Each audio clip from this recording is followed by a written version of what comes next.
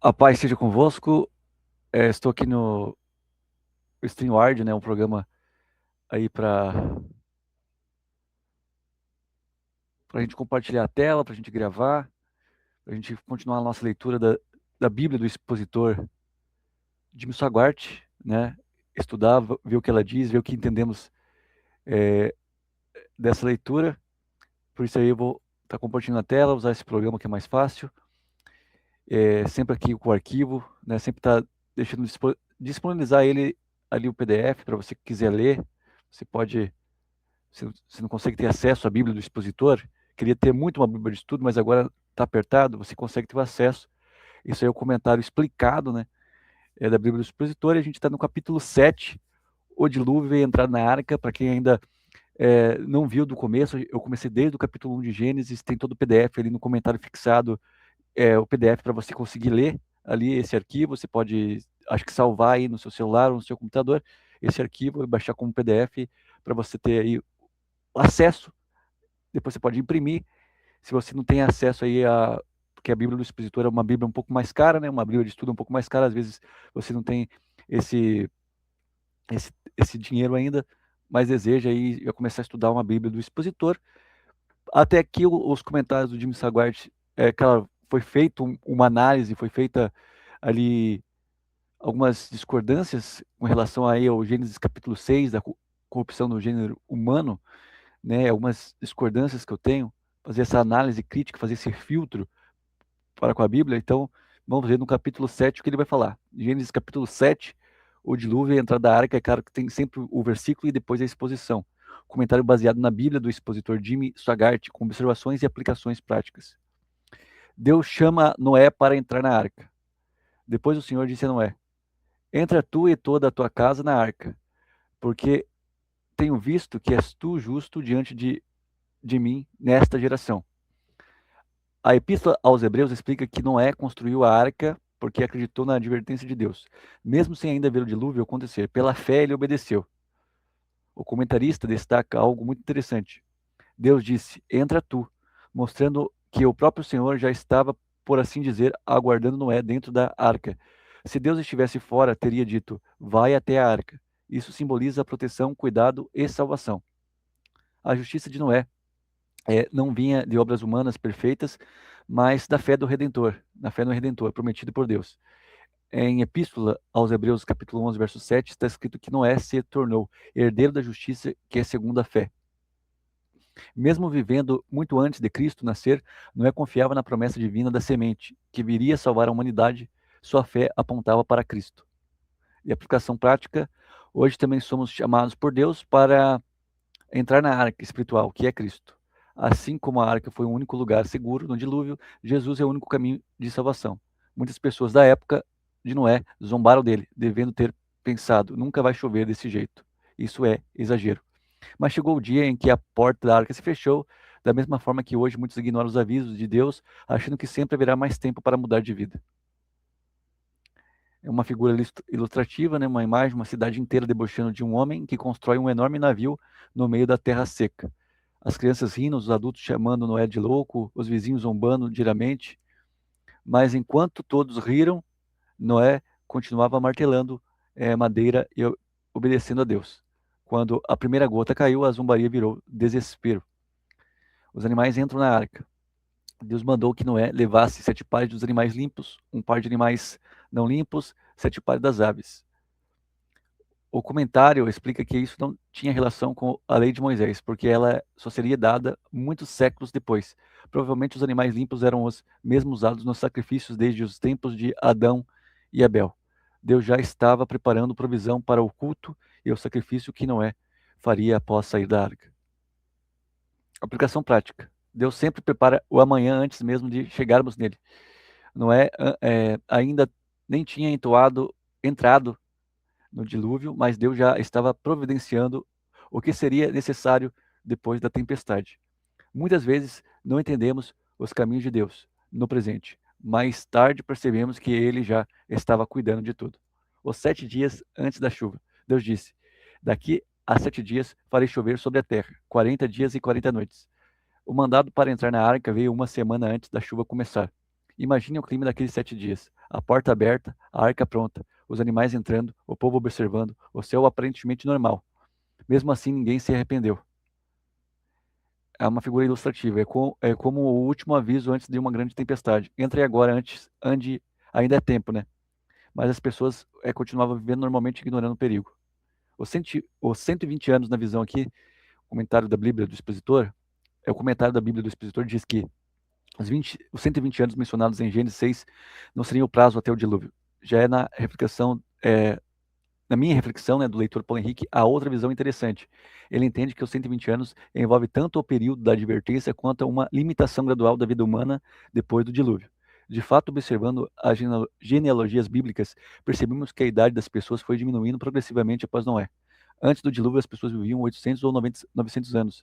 Depois, as idades começaram a cair gradualmente, até chegarmos a Moisés, que morreu com 120 anos. Essa reflexão mostra que o pecado afeta toda a criação, inclusive a fragilidade da vida humana. Isso é o que eu acho, né, dos 120 anos. Que eu acho que não foi só um período ali ao qual deu para aquele povo se arrepender até a construção da arca e o começo da chuva, mas também depois veio uma consequência para o ser humano, devido a sua o seu afastamento de Deus, o tempo de vida humano foi gradativamente sendo diminuído para que o Espírito do Senhor não contenda mais com o homem por tanto tempo e seus dias não passem dos 120 anos. Aplicação prática. O afastamento de Deus sempre produz desgaste. Quando a humanidade se distancia do Senhor, aumenta a violência, cresce a corrupção, a vida perde equilíbrio e o coração humano se endurece. A obediência aproxima da vida, o pecado aproxima da destruição. E devido ao pecado causar a violência, a corrupção, a perda de equilíbrio, o coração humano se endurecer, eu creio que também, 120 anos, ele caiu gradativamente devido a isso, para que então o ser humano vivesse muito tempo aí sujeito ao pecado. Deus fecha a porta da arca. Um dos versículos mais fortes do capítulo diz: "E o Senhor fechou a porta." O comentário destaca os nomes usados para Deus nesse trecho: Elohim, o Deus criador e poderoso, e Jeová, o Deus da aliança e da salvação. Foi o próprio Senhor que fechou a porta da arca. Isso significa segurança completa. Não dependia da força dele para permanecer salvo. A segurança estava em Deus. Figurativa é figura ilustrativa, né? Imagina uma criança pequena dentro de uma casa segura durante uma tempestade gigantesca. Lá fora, trovões, ventos, destruição e medo. Mas dentro da casa tinha proteção, segurança e paz. Assim estava Noé dentro da arca. Aplicação prática. Quem está em Cristo pode enfrentar tempestades sem ser destruído espiritualmente. Isso não significa ausência de lutas, mas presença de segurança em Deus. O dilúvio começa, as águas vieram de cima pelas chuvas, de baixo pelas fontes de grande abismo. O comentário menciona que alguns estudiosos acreditam que houve enormes mudanças geológicas naquele momento. Abertura de abismos, formação de grandes vales e alterações na topografia da Terra. A chuva foi violenta durante 40 dias e 40 noites. O que Noé pregou, né, durante anos, finalmente aconteceu. Aplicação prática. Os avisos de Deus podem parecer demorados, mas nunca falham. O mundo daquela época achava impossível acontecer um juízo tão grande, mas aconteceu exatamente como Deus havia dito. Então, o mundo de hoje também acho que não vai ter um juízo tão grande, acho que não vai presenciar. Talvez muitos dos que vivem hoje não presenciem um juízo tão grande, mas depois eles vivenciarão. As águas cobrem tudo. As águas subiram tanto que até os montes foram cobertos. Talvez muitos tenham corrido para lugares altos pensando: agora estamos seguros. Mas a altura não salvou ninguém. Sem arca todos perecem. O comentário do leitor, meu comentário, traz uma aplicação muito importante. Muitas pessoas hoje se sentem seguras por causa de posição social, religião sem transformação, dinheiro, orgulho, poder, né? Aparência de bondade, mas sem Cristo nenhuma segurança humana permanece. Uma figura ilustrativa é como alguém tentando escapar de uma enchente subindo em uma cadeira dentro de casa. Não tem como, né? A cadeira vai subir água do mesmo jeito. Pode até parecer mais alto, mas a água continua subindo. Sem salvação verdadeira, o perigo continua existindo. Somente Noé e os que estavam na arca sobreviveram. Tudo que tinha fôlego de vida morreu fora da arca. Mas dentro dela havia segurança. O comentário faz uma comparação poderosa. A arca representada é Cristo, assim como Noé estava seguro na arca. O cristão está seguro em Cristo. Nenhuma onda do juízo atingiu Noé, porque Deus estava ali. Aplicação prática final. Gênesis 7 nos ensina: Deus é paciente, mas o juízo chega. A obediência salva, a fé verdadeira age, a segurança só existe em Deus. Não basta conhecer o aviso, é preciso entrar na arca. Entrar na arca envolve obediência, perseverança, A pergunta não é, você conhece a história de Noé? A pergunta é, você já entrou na arca, né? A arca de Cristo. E capítulo 7 aí, com a aplicação prática para os dias de hoje, com o meu comentário, com o comentário também do Jim Swaggart, e a gente tem entendimento, né, do que a gente precisa fazer, uma mensagem profunda que a gente traz da Bíblia do Expositor de Jim Swaggart, é claro que alguns contrapontos que eu fiz dos 120 anos, eu entendo dessa forma, e acredito que ali o dilúvio também foi global. Existe uma curiosidade que o dilúvio foi local e não foi global, não foi em toda a Terra, mas eu acredito que o dilúvio foi em toda a Terra, por mais que não coubesse todos os tipos de animais, e aí tinha vários tipos de animais, marsupiais, urso polar, que talvez não tivesse naquela região ali e não poderiam entrar na arca, então hoje como é que eles existem? Mas acredito que devido à mudança que há no clima, desde os tempos antigos até os tempos de hoje, houve aí variações entre os animais, e aqueles animais que estavam na arca foram mudando com o tempo, e isso faz com que teve, tem essa variedade que tem hoje, né? Porque a criação de Deus é fantástica. Há uma modificação, assim como a gente tem animais domésticos, que a gente mistura com outras raças e a gente tem uma raça diferente. E acredito que devido a essas modificações, hoje a gente tem espécies que talvez não, diferentes tipos, né, de variações que talvez não estivessem dentro da arca, mas que não que existem hoje por causa das variações. Naquela época não tinha, mas devido às variações que houve com o tempo, da época de Noé até a época de Jesus, houve muito tempo, poderia haver muitas variações até da época de Jesus até os dias de hoje também houve muitas variações nos animais. Espécies que tem hoje, um exemplo nos animais domésticos que temos, talvez não tínhamos atrás. Por exemplo, o próprio cavalo tem raças que não tinham atrás. O exemplo dos cachorros de raça que temos hoje, é, existem raças que também não tinham tempos atrás, porque houve uma mistura, houve uma modificação, mudanças climáticas, e tudo isso influenciou.